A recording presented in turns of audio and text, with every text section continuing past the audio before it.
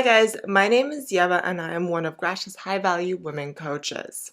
And today we're going to be talking about how to deal with difficult in-laws. Before we get into today's video, make sure you take the self-awareness test to find out if you're a woman of high value or low value. You can find that test down below in the description section. Also, if you want to get your hands on a really cool t-shirt or a hoodie, then make sure you check out Grash's online store. You can find the link down below as well. Go ahead and have a look. Also, if you haven't heard yet, Greta has launched her book, Devoted Relationships. I really do recommend you look into the book. You have a read through it. It's an amazing ebook that you can find down below in the description section also. So without further ado, let's jump into the video. My tip number 1 is to keep things simple and don't get into deep conversations with your in-laws. Don't get into conversations about either religion or politics, especially if you know that your in-laws have a different opinion about it. Simply because if you're not going to see eye to eye on a topic like this, it's going to lead to frustration. The best thing that you can do is to simply talk about easy and simple topics. Simply because the chances of conflict is then very, very low. For example, you can talk about how your day is going. Ask them how their day is going. Talk about the weather or what's new in their lives. If the conversation still ends up going in a negative direction and you can't leave the situation because you're talking eye to eye or in a small group and it would be awkward for you to leave, then simply listen more and talk less, especially when you notice that the conversation is getting negative. If it gets too much, you can always go and check what your husband or boyfriend is doing and hang out with him during that time. This is a very important tip. So this point is extremely important when it comes down to conversations because you do not want to screw up with your in-laws. They might simply think that their son is the best catch in the entire world. And maybe they might be thinking that you are simply not good enough for him, etc. So by keeping things simple and friendly, you do not give too much away about your own life or your own life problems, so they don't have things to pick on. My tip number 2 is to be respectful and nice. Whatever you do, do not be disrespectful to your in-laws. Always say thank you and please, and always address them respectfully and politely. If you already do this and you're polite and well-mannered, they will already like you. Don't nag at your husband or boyfriend in general, but especially when you are in a environment where your in-laws or his family members are around. Make sure you guys are on the same page and you're good to each other and you don't start conflicts with each other when you're at your in-laws. If your in-laws are telling a story, you listen. If your in-laws speak a different language than you and you don't understand the language, or if they don't speak English very well, do your absolute best to understand them and don't make smirks about their grammar mistakes or their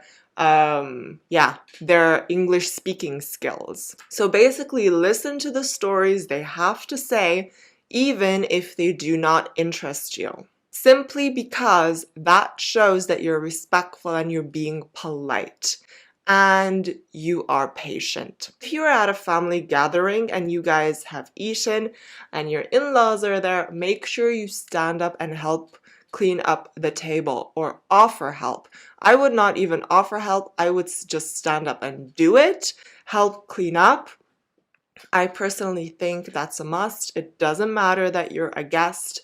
You simply give a helping hand, and it will show that you're being respectful towards them. And in most cases, if you go to your in-laws' house, it will mostly be your boyfriend's or husband mother that cooks in most cases, or the aunt, or anyway the older woman. So it is a must that you help clean up. If you haven't already, make sure you subscribe to Greta's YouTube channel down below and click the bell button to be notified whenever she uploads a brand new video. Tip number 3 is your husband should be the one who has your back.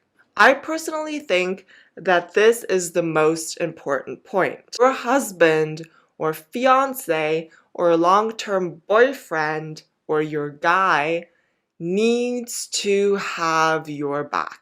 If you are disrespected at the family table by someone from his side of the family, he should be able to stand up for you and say something. He is your partner and he is your man. So if someone makes a smirk or remark, he must be able to address it. I think if he is too insecure or scared to do that, I personally think it is a bad sign. It's hard sometimes to stand up for yourself when your in-laws have been mean to you. I totally get it. And this is why your husband needs to have your back. Also, try and look at things neutrally. If a conflict does occur, if your in-laws or any side of his family does say something that is not very nice, think neutrally. Actually think and consider, did I actually say anything or do anything to cause a conflict, to cause this form of a reaction? If you actually didn't do absolutely anything, and they are just very rude or disrespectful for no reason, then of course your husband needs to put his foot down. However, if you did something wrong, you have to sort it out yourself with the in-laws. Okay? And a lot of the time, there won't just be a negative reaction out of nowhere. It does happen, but a lot of the time it is caused by something that you maybe said that was rude and you got that reaction. So look at any conflict neutrally and see if you can actually fix anything yourself, and just apologize if you did do something wrong. My bonus tip is emotional control and boundaries. I think it is very important, or quite important, that you get on well with his family and that his family gets on well with you. You have to remember that every single person involved is different and has been raised differently. If it has been rocky at the start with in-laws, it doesn't mean that it's over. It doesn't mean that the hope is gone. The two things that you will always benefit from is having emotional control and setting boundaries. If someone is being mean or rude to you, you have to set a boundary to show them that it's not okay to talk to you like that. You simply have to set a boundary. It's not an option. If you want to be treated with respect, you have to let people know when they have crossed the line with you. If someone is actually being loud and impulsive towards you, be controlled and voice your opinion in a controlled tone.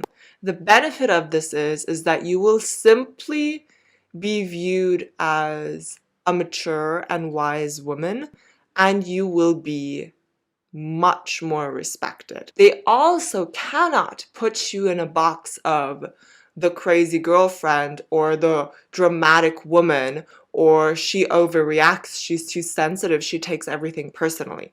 They can't put you in all of these boxes if you have emotional control and you don't be dramatic. You act controlled and centered. They cannot put you in a box.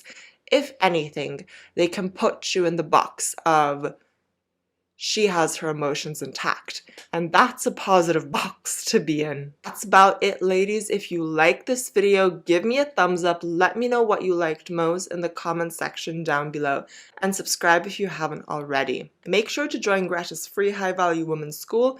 It's a free Facebook group where you learn how to bring out the best in your man. You can find the link to that in the description section down below. If you would like to know how to get him to fall for you via text, games men play on women and how to handle them, how to get your ex back, how to set boundaries, this is a very good one, or perhaps you have a hobby that you want to turn into an online business, Greta has all of these videos for sale on all of these topics that I just mentioned, so don't miss out on it and check out her website down below.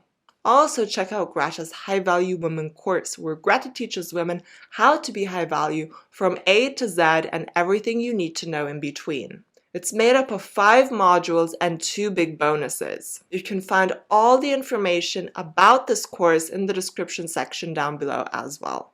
If you would like to be coached by Greta, me, or any member of Greta's team, make sure you check out Greta's website at gretabereichete.com. You can find that down below in the description section. So go ahead and book us down below. We'll be more than happy to help you out. Also, if you don't follow Greta on her Instagram, make sure you do that. Her Insta is Ladies Relationship Coach. Thank you so much for watching. I hope you enjoyed this video. If you did, let me know down below, and I cannot wait to see you next time. Bye!